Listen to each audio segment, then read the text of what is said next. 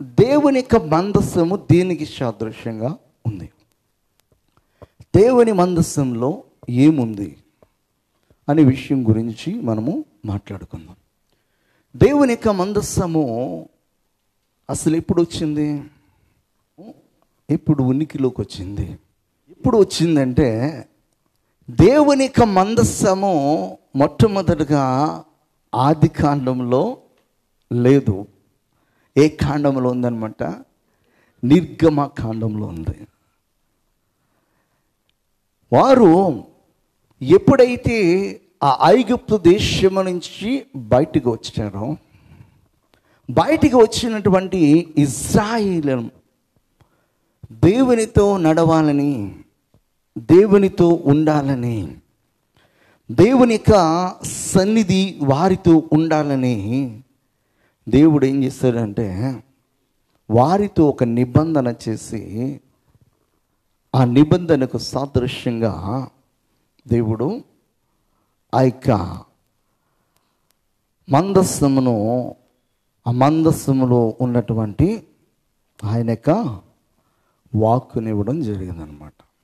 అయితే ఈ యొక్క మందస్సము ఎప్పుడు ఉనికిలోకి వచ్చిందంటే, ఇశ్రాయేలు యొక్క జీవితము మనం చూస్తున్నట్లయితే ఐగుప్తు దేశంలో ఉన్నప్పుడు చాలా దుర్భరముగా ఉన్నటువంటి ఆ యొక్క జీవితాలను దేవుడు మార్చడానికి వారి మధ్య అనేకమైనటువంటి అద్భుత కార్యాలు చేసి వారిని బయటికి తీసుకుని వచ్చిన తర్వాత వారిని తన యొక్క ఆలోచన ప్రకారము, తన యొక్క చిత్త ప్రకారము, తన సన్నిధి వారితో ఎప్పుడు ఉండేలాగా దేవుడు ఆలోచన చేసి ఏం చేస్తాడంటే,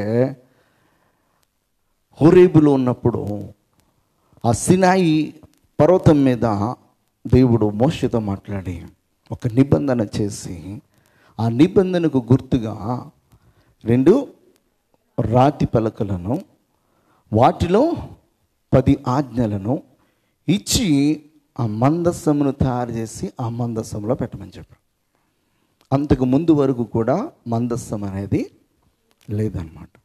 మందస్సంలో ఏముంది అంటే, మొట్టమొదటగా మందస్సంలో ఏముందంటే 2 రాతి పలకలు.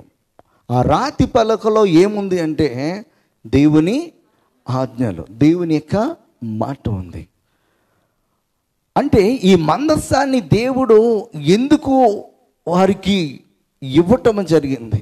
ఎందుకు ఆ రాతి పలకల పైన తన యొక్క ఆజ్ఞలు ఇవ్వడం జరిగిందంటే, దేవుని యొక్క మందస్సము దేనికి సాదృశ్యంగా కనబడుతుందంటే, దేవుని యొక్క ప్రజెన్స్కి సాదృశ్యంగా కనబడుతుంది. దేనికి? గాడ్లీ ప్రజెన్స్ అనమాట. Hallelujah. It's a symbol of God's presence. Hallelujah. దేవుని యొక్క ప్రజెన్స్ వారితో ఉంది అనడానికి దేవుని యొక్క మందస్సము ఇవ్వడం జరిగింది. దేవుడు నీతో నాతో ఉన్నాడు అనడానికి ఈ రోజున మనం దేన్ని చూపిస్తాం? మందస్సంలో ఏముందో క్లారిటీగా చెప్పాను నేను.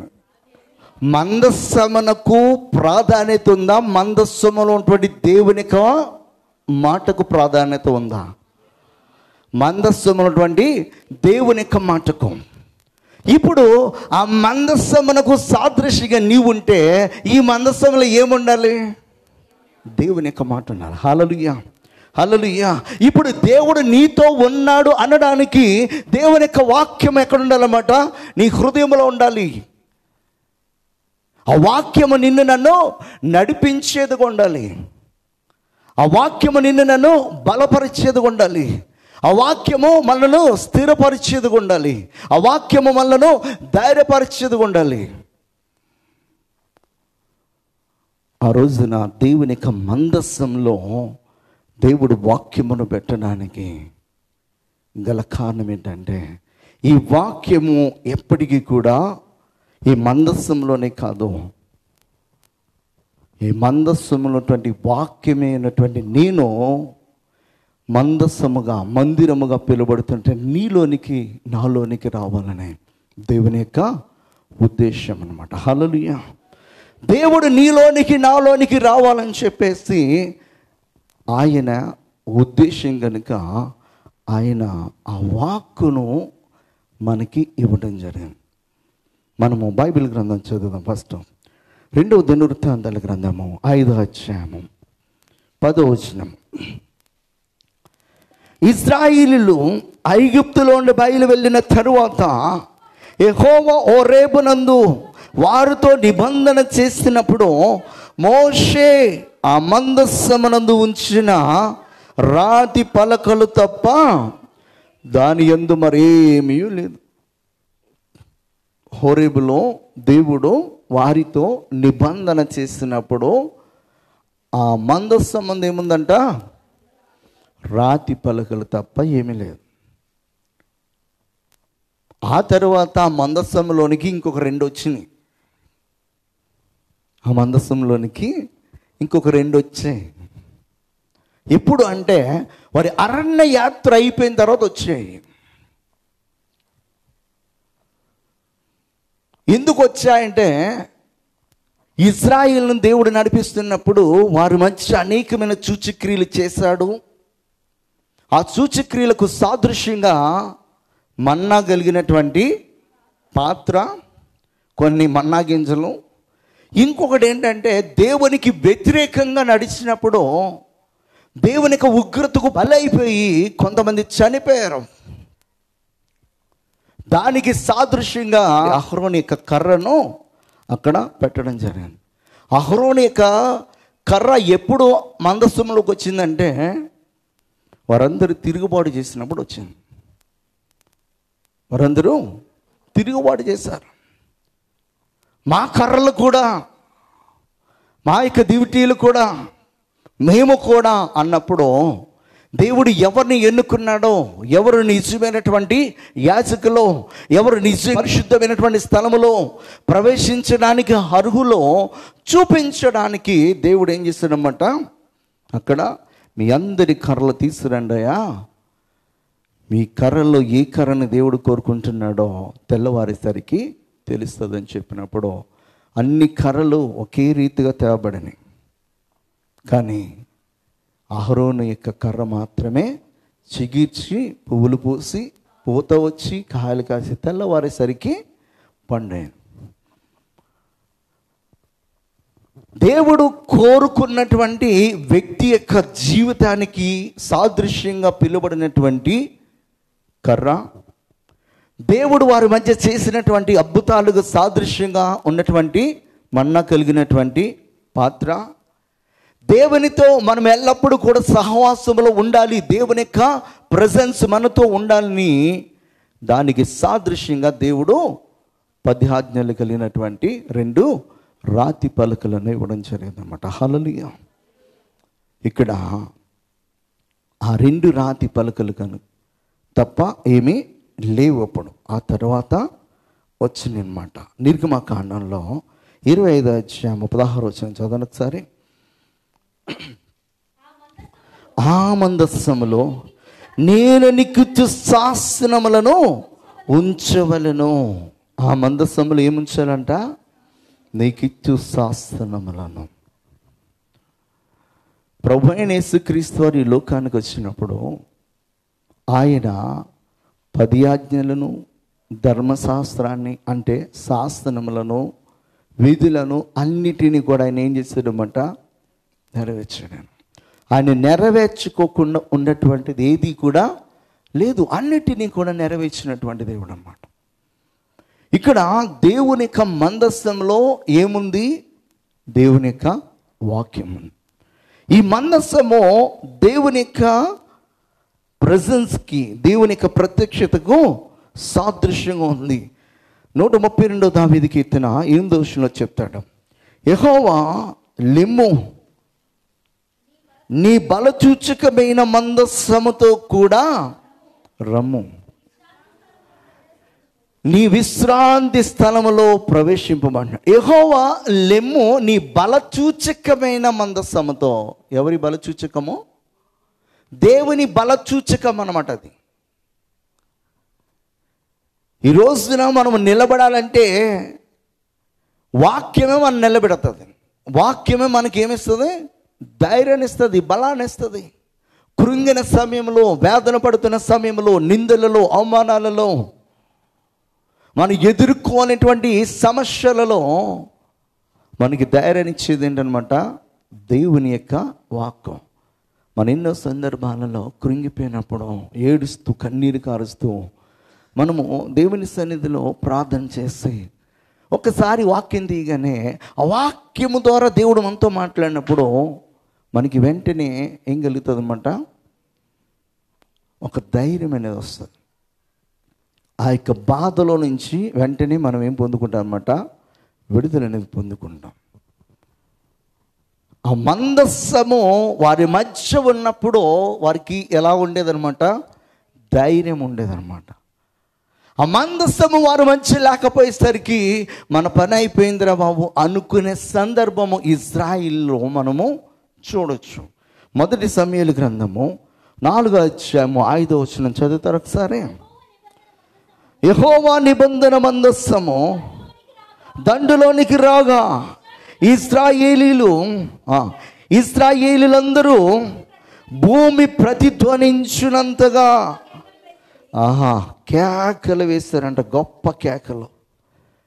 దండులోనికి దేవుని యొక్క మందస్సము రాగానే భూమి ప్రతిధ్వనించినట్లుగా ఇశ్రాయేలందరూ కూడా కేకలు వేయడానికి గల కారణం ఏంటి తెలుసా? అంతకుముందు యుద్ధానికి వెళ్ళారు వాళ్ళు. యుద్ధానికి వెళ్తే యుద్ధంలో అపజయం ఏర్పడింది. అపజయం ఏర్పడగానే వెన్ను తిరిగి పారిపోయారు వాళ్ళు.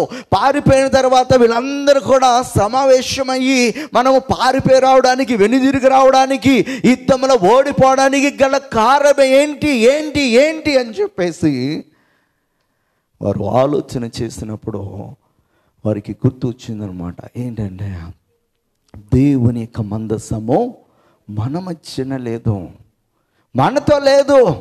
మందస్సమును తీసుకురాకోకుండా వచ్చాము గనక మనకి అపజయం వచ్చింది.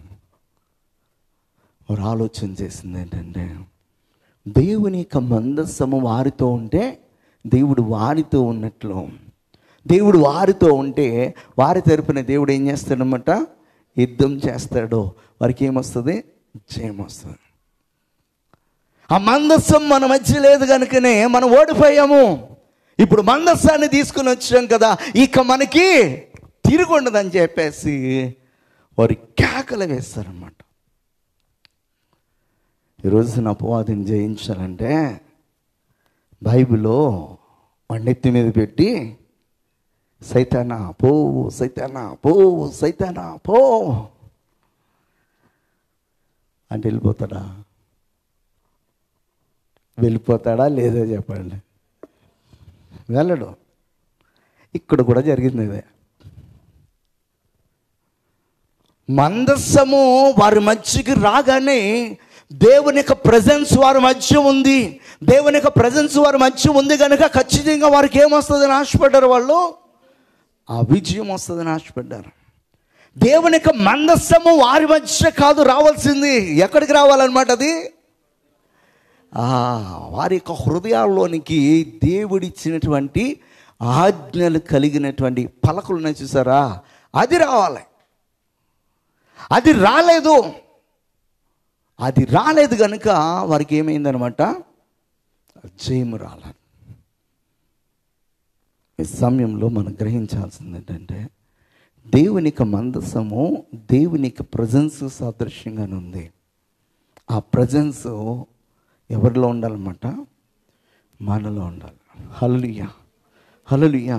ఇశ్రాయేలీలందరూ కూడా ఐగుప్తు దేశాన్ని నుంచి బయలుదేరి వెళ్తున్నప్పుడు వారందరూ కూడా మోషేను చూశారేమో కానీ మోషే ఎవరిని చూశారు? దేవుని చూశారు. మోషే దేవుని చూశాడు కనుక దేవుడిని యెహోవాను మోషే ఏమని అడుగుతున్నాడంటే నీ సన్నిధి అంటాడు. నీ సన్నిధి నాతో రాని ఎడల నేను ఈ ప్రాంతం నుంచి ఈ ప్రజలను తీసుకుని వెళ్ళలేను ప్రభువా అని చెప్పేసి దేవుని వేడుకుంటాడు అక్కడ. అంటే దేవుని యొక్క ప్రెజెన్స్, దేవుని యొక్క ప్రత్యక్షత మోషే కోరుకున్నాడు. మోషేతో ఉండాలని మోషే కోరుకున్నాడు కనుక మోషే జీవితంలో ఏదైనా కూడా అడ్డుగా లేకోకుండా అన్నిటినీ కూడా తను చేయగలిగాడు. ఈనాటికి కూడా హోరేబులో మోషే ఏ బండనైతే కొట్టాడో, ఏ బండ అయితే రెండుగా చీల్చబడిందో, ఏ బండలో నుంచి అయితే దేవుడు నదులు ప్రవహించినట్లుగా నీళ్లను ఇశ్రాయేలుకు సమృద్ధిగా ఇచ్చాడో, నేటికి కూడా ఆ యొక్క బండ అలాగనే ఉన్నది. ఒక మనుష్యుడు దేవుని యొక్క ప్రెజెన్స్ తోటి, దేవుని యొక్క ప్రత్యక్షతతోటి, దేవుని యొక్క ఆలోచన ప్రకారం నడుస్తున్నప్పుడు ఇశ్రాయేల్ అందరికీ కూడా ఇంచుమించు 20 లక్షల ప్రజలు త్రాగడానికి నీళ్లను ఒక బండలో నుంచి ఇవ్వగలిగాడు. దేవునితో నడిచాడు గనక, దేవునితో ఉన్నాడు గనక, దేవుని యొక్క ఆ యొక్క ప్రెజెన్స్ని తనతో ఉండాలని కోరుకున్నాడు గనక. ఇజ్రాయెల్ ఏమని ఆలోచన చేస్తున్నారంటే, మందసొమ్ము మనతో ఉంటే, బైబిలు నాతో ఉంటే నేను దయ్యాన్ని వెళ్ళగొట్టగలను అనుకుంటే అది అయ్యే పని అవుదనమాట. దేంతో అవుతుంది అనమాట? మనలో ఉండాలి. హల్లెలూయా, హల్లెలూయా. మొట్టమొదటిది ఏంటనమాట? దేవుని ప్రజెన్స్, దేవుని యొక్క ప్రత్యక్షత మనతో ఉన్నది అనడానికి దేవుని యొక్క మందస్సము సాదృశ్యం ఉంది. రెండవది ఏంటంటే, దేవుని యొక్క మందస్సము వారికి త్రోవను చూపించేదిగా, మార్గమును సరళం చేసేదిగా ఉంది. చెప్పాలంటే it's a divine authority and guidance అన్నమాట. హల్లెలూయా, హల్లెలూయా. ఒక గొప్ప అధికారము, అలాగే మనము ఎలా నడవాలో, ఏ వైపు వెళ్ళాలో అది నిర్ణయిస్తుంది అనమాట. దేవుని యొక్క వాక్యము మనల్ని ఏం చేస్తూ ఉంటుంది అనమాట? నడిపిస్తుందా లేదా? 119 దావీదు కీర్తనలో అదే అంటాడు కదా, నీ వాక్యము నా పాదములకు దీపమును, నా త్రోవకు వెలుగునే ఉన్నది. హల్లెలూయా. ఆయన యొక్క వాక్యము మన పాదములకు ఏమైందనమాట? దీపమైనది, మన త్రోవకు వెలుగై ఉన్నది. ఇక్కడ ఈ మందస్సము ఎప్పుడైతే ఇశ్రాయేలు ప్రజలు యాజకుల చేత మోయబడి వారు నడవటం స్టార్ట్ అవుతారో, వారికి జర్నీ స్టార్ట్ అవుతుంది అనమాట. వారు నడవాలన్నా, వారికి మార్గము సరళం చేయబడాలన్నా ముందు ఏది నడవాలన్నమాట? ముందు ఎవరు నడవాలి? దేవుని యొక్క మందసం. హల్లెలూయా, హల్లెలూయా. మనం నడిపించేది దేవుని యొక్క వాక్యమే ఉండాలి. మనకు ముందు ఎవరు నడవాలన్నమాట? దేవుడు నడవాలి. అందుకే ప్రభువైన యేసుక్రీస్తు ఏమనంటే, నా గొర్రెలు నన్ను వెంబడించు అంటే దాని అర్థం ఏంటి? ఆయన వెళ్తూ ఉంటాడు, మనము ఆయన ఫాలో అవ్వాలి. హల్లెలూయా, హల్లెలూయా. దేవుని యొక్క మందస్సము ఇక్కడ దేనికి సాదృశ్యం ఉందంటే, మనకొక అధికారము, మనకి మార్గాన్ని చూపించేదిగా ఉన్నది. యెహోషువ రాసినటువంటి గ్రంథము 3:13 త్వరగా చదువు. సర్వలోకనాథుడకు యెహోవా నిబంధన మందస్సము ఈ యాజకుల అర్రకాళ్ళు యొర్దాను నీళ్లను ముట్టగానే, యొర్దాను నీళ్లు అనగా ఎగువ నుండి పారు నీళ్లు ఆపబడి ఏకరాశిగా నిలుచును. యొర్దాను నది దాటడానికి దేవుని యొక్క మందస్సమును మోయించినటువంటి యాజకులు ఎప్పుడైతే ఆ యొర్దాను నది ఎద్దకు వచ్చినప్పుడు వారి కాళ్ళు జస్ట్ ఇలా తాకగానే, నీళ్లను ఇలా తాకగానే ఏమైందనమాట? లెఫ్ట్ సైడ్కి వెళ్ళాల్సినవి లెఫ్ట్కి, రైట్ సైడ్కి వెళ్ళాల్సినవి రైట్కి వెళ్ళిపోయి ఏం చేసినాయన్నమాట? ఏకరాశిగా. ఎప్పటి వరకు ఏకరాశిగా నిలిచిపోయినంటే, ఈ యాజకులు యొర్దాను నదిలోనికి దిగి మధ్యలోనికి వెళ్ళి వారు ఆ యొక్క మందసమును మోయించు కొన్ని గంటల పాటు వారు అలాగా ఉన్నారు. కొన్ని గంటల పాటు వారు యొర్దాను నది మధ్యలోనే ఉన్నారు. ఎందుకు కొన్ని గంటల పాటు ఉన్నారంటే, అక్కడ దాటేది ఒకరిద్దరు కాదు.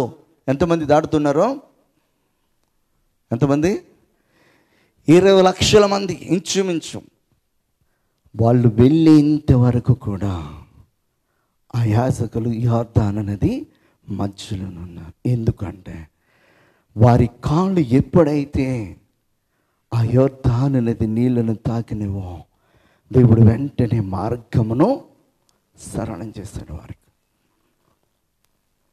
మనము దేవుని యొక్క వాక్యాన్ని మన హృదయంలో ఉంచుకొని ఆ వాక్యానుసారంగా మనం నడుస్తున్నప్పుడు మనం అనేకులకు మార్గదర్శకులుగా, అనేకులకు మాదిరికరముగా, విడుదల కలిగించే వారముగా ఉంటాం అన్నమాట. హల్లెలూయా. అది యెహోషువ రాసినటువంటి గ్రంథము 4:6 చెప్తున్నాడు ఇక్కడ. ఇక మీదట నీ కుమారులు ఈ రాళ్ళు ఎందుకని అడుగునప్పుడు మీరు యెహోవా మందస్సము ఎదుట యోర్దాను నీళ్లు ఏకరాశిగా ఆపబడెను.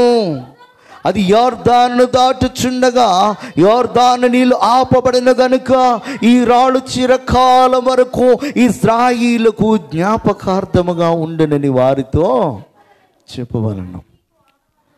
దేవుడిని యెహోవా ఇశ్రాయేలు యొక్క స్వభావాన్ని ఎరిగిన వాడు కనుక వీరు చేసిన వెంటనే మర్చిపోతారు.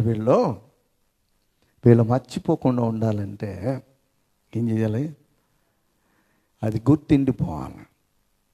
హోరేబులో చీల్చబడిన బండ ఎలాగైతే ఉందో, వీళ్ళు యోర్దాను దాటిన తర్వాత వీళ్ళు దాటారు, ఇక్కడే దాటారు అనడానికి ఆ యాజకులు ఆ యొక్క యోర్దాను నది మధ్యలో ఉన్నప్పుడు ఇశ్రాయేలీయుల చేత 12 రాళ్లను దేవుడు తీసుకుని బయటికి రమ్మని చెప్పి ఆ 12 రాళ్లను అక్కడ పెట్టించాడు. నేటికి కూడా రాళ్ళు అక్కడే ఉన్నాయి. నేటికి కూడా ఆ రాళ్ళు అక్కడే ఉన్నాయి.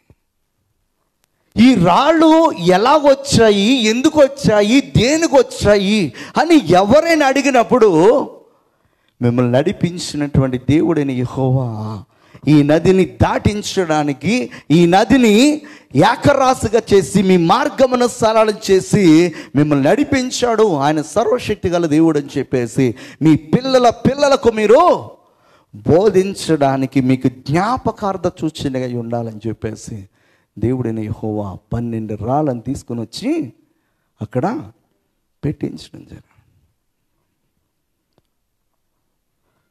మందసమును మోయిచున్న అంటే దేవుని యొక్క ధర్మశాస్త్రము, దేవుని యొక్క మాటలను మోస్తున్నటువంటి, దాని ప్రకారము జీవిస్తున్నటువంటి యాజకుని యొక్క కాళ్ళు తాకగానే మార్గము సరళం చేయబడింది.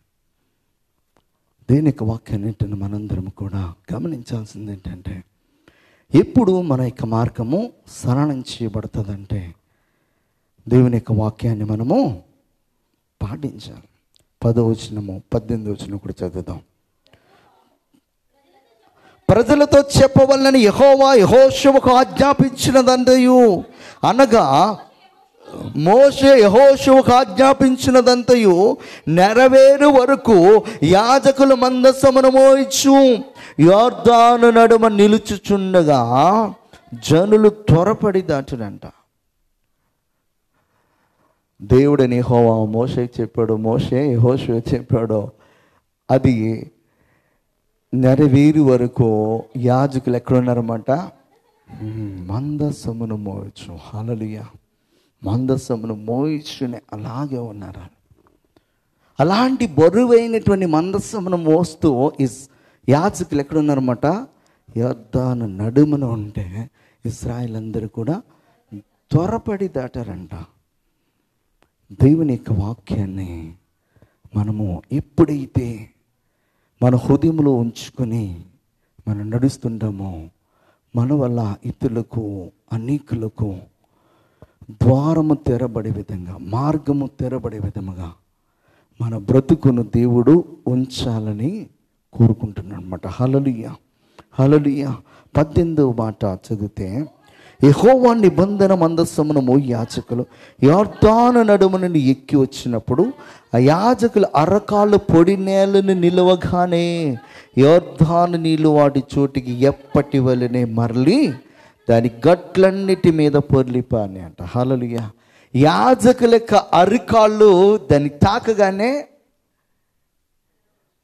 తెరబడింది. వీరి వెంటనే యొర్దాను దాటి వెళ్ళగానే వెంటనే ఏమైనమాట, నీళ్ళన్నీ కూడా మరలా ఎప్పుడులాగానే పొర్లి పారుతున్నాయి. అంటే దేవుని యొక్క మందస్సము దేనికి సాదృశ్యంగా ఉందన్నమాట? దేవుని యొక్క మార్గమును సరళం చేసేదిగా. హల్లెలూయా, హల్లెలూయా. మూడోదిగా మనం చూసినట్లయితే it's a symbol of victory అనమాట. హల్లెలూయా, హల్లెలూయా. అది మనకి జయాన్ని ఇచ్చేదిగా ఉంది. యెహోషువ గ్రంథము 6:6 చదివితే, నూను కుమారుడిని యెహోషువ యాజకులను పిలిపించి మీరు నిబంధన మందసమును ఎత్తుకొని మొయ్యిడి. 7 యాజకులు యెహోవా మందసమునకు ముందుగా పొట్టేలు కొమ్ము బూరలను 7 పట్టుకొని నడువల్ని వారితో చెప్పాను. హల్లెలూయా. చాలమ్మా. ఇక్కడ యెరికో ప్రాకారము పడగొట్టబడి యెరికో ప్రజలను జయించడానికి కూడా అక్కడ దేవుడైన యెహోవా ఏం చెప్తున్నాడంటే, యాజకులను పిలిపించి వారు నిబంధన మందస్సమును ఎత్తుకొని నడుస్తున్నప్పుడు 7 యాజకులు ఏం చేయాలన్నమాట, యెహోవా మందస్సమునకు ముందుగా ఏం చేయాలి, పొట్టేలు కొమ్ముతో బోరవదనమాట. హల్లెలూయా, హల్లెలూయా. అప్పుడు ఏమవుతుంది అనమాట, అడ్డులన్నీ తొలగించబడతాయి. అప్పుడు వారికి ఏమొస్తుంది అనమాట, జయం వస్తుంది అనమాట. దేవుని యొక్క వాక్యము మనకి జయాన్నిచ్చాను. అపవాది వచ్చి మనలను ప్రలోభ పెట్టడానికి, మనల్ని నాశనం చేయడానికి ఎన్నో రకాల ఎత్తుగడలతో వస్తున్నప్పుడు వాడిని ఎదిరించడానికి వాక్యమనే ఖడ్గమును, అపవాది వేయించినటువంటి ప్రతి బాణములను దేనితో ఆయన అడ్డుకోమని చెప్తున్నాడో వాక్యమనే ఆత్మీయ ఖడ్గం అనమాట. హల్లెలూయా, హల్లెలూయా. వాక్యమనే ఆత్మీయ ఖడ్గము మనకి ఏమిస్తుంది అనమాట, జ్ఞానిస్తుంది అనమాట. దేవుని యొక్క మందస్సము ఇక్కడ దేనికి సాదృశ్యంగా కనబడుతుంది అనమాట, విజయమునకు సాదృశ్యంగా కనబడుతుంది. హల్లెలూయా. న్యాయాధిపతుల గ్రంథంలో మనం చూసినట్లయితే ఒక మాట 15:14 మాట ముగించేద్దాం. అతడు లెహీకి వచ్చే వరకు ఫిలిష్తీయులు అతన్ని ఎదుర్కొని కేకలు వేయగా యెహోవా ఆత్మ అతని మీదికి బలముగా వచ్చినందున అతని చేతులకు కట్టబడిన తాళ్ళు అగ్ని చేత కాల్చబడిన జనప నారవలే ఆయను. చాలమ్మా. సంకెళ్ళను అతని చేతుల మీద నుండి విడిపోయాను. ఎవరైనా సంసోనికి ఎప్పుడు జయం వచ్చింది, ఎప్పుడు విడుదల వచ్చిందంటే దేవుని యొక్క ఆప తనపైకి బలముగా దిగి వచ్చినప్పుడు. మనకి ఎప్పుడు జయం వస్తుందంటే ఆ బలమైన వాక్యము మనలో ఉండి మనం అపవాదిని ఎదిరించాం. ప్రభువైన యేసుక్రీస్తు వారు తన యొక్క పరిచర్యకు ముందు 40 దినాల ఉపవాసం ఉన్నప్పుడు అపవాది వచ్చి ఆయనను శోధిస్తూ ప్రలోభ పెడుతున్నప్పుడు ఆయన వాడింది ఏంటంటే వాక్యమే. ఆయన ఏం వాడాడు, వాక్యమే. అది కూడా ధర్మశాస్త్రంలో ఉన్నటువంటి వాక్యాన్ని తీసుకుని వచ్చి ఆయన మాట్లాడాడు. ఆయన ఆ వాక్యము ద్వారా అపవాదిని ఏం చేశాడన్నమాట, జయించి అపవాదిని గద్దించి సైతానాన్ని వికరించి పో, నీ తండ్రి అయినా నీ దేవుడైన యెహోవాను నీవు శోధింపకూడదని నీకు తెలీదా అని చెప్పి ఆ మాట చెప్పి దాన్ని గద్దించాడు అన్నమాట. అప్పుడు ఆయనను శోధించడం అనేసి అపవాది వెళ్ళిపోయాడు. దేవుని యొక్క మందసము దేనికి సాదృశ్యం కనబడుతుందన్నమాట, విజయమునకు సాదృశ్యం. It's a symbol of victory. Hallelujah. మొదటి సమూయేలు గ్రంథము 4వ అధ్యాయము 6-7 వచనాలు చదువుదాం. ఫిలిష్తీయులు ఆ కేకలు విని హెబ్రీల దండులో ఈ కేకల ధ్వని ఏమని అడిగి యెహోవా నిబంధన మందసము దండులోనికి వచ్చినని తెలుసుకొని జడిసి దేవుడు దండులోనికి వచ్చినని అనుకొని, అయ్యో మనకు శ్రమ, ఇంతకు మునుపు వారు ఇలాగున సంభ్రమింపలేదే. వాళ్ళేమంట, అయ్యో మనకు శ్రమ. ఫిలిష్తీయులకు అర్థమవుతుంది ఏమనంటే, దేవుని మందస్సము ఇజ్రాయిల్ మధ్యకు వచ్చిందంటే వాళ్ళు ఏమని అర్థం చేసుకుంటున్నారు, దేవుడే వారు మధ్యకు వచ్చాడని. దేవుని యొక్క ప్రెజెన్స్ వారితో ఉంది. ఆ దేవుడు ఎలాంటి వాడంటే, ఐగుప్తు దేశంలో ఆరంభించి ఇప్పటి వరకు కూడా, ఈ దేశాన్ని స్వతంత్రించుకునేంత వరకు కూడా ఆయన చేసినటువంటి అద్భుతాలు ఈ భూమి పైన దేవుడు దేవతలు అనబడిన వారు ఎవరు కూడా చేయలేదే. అలాంటి దేవుడు వీరి మధ్యకు వచ్చాడు. వీళ్ళింత ధైర్యంతో కేకలు వేస్తూ ఆనందంతో, ఇంకేంటి మాకు విజయమే అని చెప్పేసి ఎప్పుడైతే భూమి ప్రతిధ్వనించినట్టుగా కేకలు వేసి సంభ్రమంతో, సంతోషంతో, ఆర్భాటంతో కేకలు వేస్తున్నప్పుడు శత్రువులుగా పిలువబడుతున్నాడు ఫిలిష్తీయులకి ఏమి ఇచ్చిందన్నమాట, భయం వచ్చింది.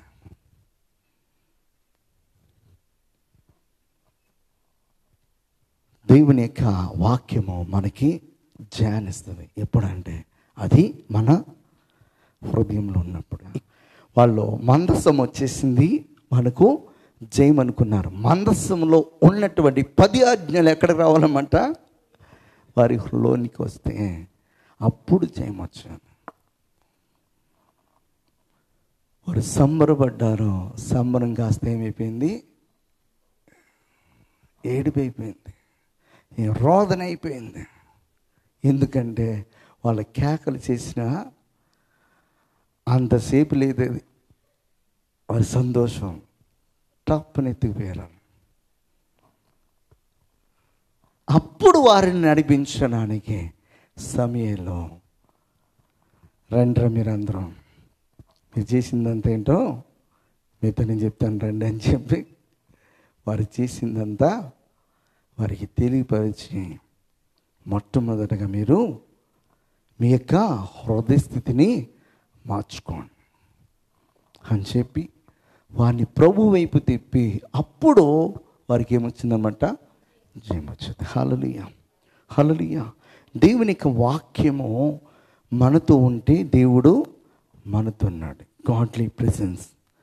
దేవుని యొక్క వాక్యము మనతో ఉంటే ఆ వాక్యము మనకి మార్గమును చూపిస్తుంది. It's a divine authority and guidance. దేవుని యొక్క వాక్యము మనతో ఉంటే ఆ వాక్యము మనకేమిస్తుంది, విజయాన్ని ఇస్తుంది. It's a symbol of victory. Hallelujah, hallelujah. 4వదిగా మనం చూసినట్టయితే, it's a relationship with God అన్నమాట. హల్లెలూయా, హల్లెలూయా. దేవుని యొక్క వాక్యాన్ని మనం ఎప్పుడైతే చదువుతూ ధ్యానిస్తూ ఉన్నామో, దేవుడు మనతో మాట్లాడుతుంటాడు. ధ్యానం చేయడం అంటే దేవుడు ఎవరితో మాట్లాడుతున్నట్టు, మనతో మాట్లాడుతున్నాడు. ప్రార్థన చేస్తున్నప్పుడు మనం ఆయనతో మాట్లాడుతున్నాం. It's a relationship with God అన్నమాట. హల్లెలూయా, హల్లెలూయా. దేవుని యొక్క మందస్సము ఈ 4 సాదృశ్యం ఉంది. ఒకటి దేవుని ప్రెజెన్స్, గాడ్లీ ప్రెజెన్స్. 2 మార్గమును సరళం చేసేది, అథారిటీ. 3 విజయమునకు సాదృశ్యం. 4 ఏంటంటే సహవాసానికి, రిలేషన్షిప్ అనమాట. హల్లెలూయా, హల్లెలూయా. ఈ యొక్క మందస్సము ఇప్పుడు ఎవరు మొయ్యాలన్నమాట, అక్కడ లేవీలు మోసి ఇక్కడ లేవీలు మొయ్యాలా, మనం మొయ్యాలి. హల్లెలూయా. ఆ మందస్సము ఎవరు మొయ్యాలన్నమాట, ఇప్పుడు మనము హల్లెలూయా. నిజం చెప్పాలంటే ఆ మందస్సమే నీవు నేను. హల్లెలూయా, హల్లెలూయా. ఈ మందస్సంలో ఎవరు ఉండాలి? వాక్యం ఉండాలి, దేవుడిచ్చినటువంటి ఆజ్ఞలు ఉండాలి. ఈ మందస్సములో దేవుని యొక్క వాక్యం ఉండి నడుస్తున్నప్పుడు మనకేముంటుంది అనమాట? దేవుని ప్రత్యక్షతమంతా ఉంటుంది, దేవుని మార్గం స్థానం చేయబడుతుంది, దేవుని యొక్క జయం అనేది మనకుంటుంది, దేవునితో మనము సహవాసం ఉంటాం. హల్లెలూయా, హల్లెలూయా. ఇప్పుడు మీకు బాగా అర్థం అవ్వాలంటే ఆది యందు ఏముంది? వాక్యం ఉంది, వాక్యము దేవునితో ఉంది, వాక్యము దేవుడే అండి. ఆ వాక్యం ఎక్కడికి వచ్చింది? దేవుని మందస్సంలోకి వచ్చింది. ఆ మందస్సంలో ఉన్న వాక్యము ఏ మందస్సంలోకి రావాలి? హల్లెలూయా. ఇది మందస్సముగా కాదు కానీ ఇప్పుడు మందిరముగా పిలువబడుతుంది. హల్లెలూయా, హల్లెలూయా. ఎప్పుడైతే మనము ఆ వాక్కు చేత నింపబడతామో మన జీవితంలో జయాన్ని చూస్తాం. మనము దేవుని యొక్క మార్గంలో ఉంటాం. మనము మరి దేవుని యొక్క ప్రత్యక్షతను కలిగి ఉంటాం.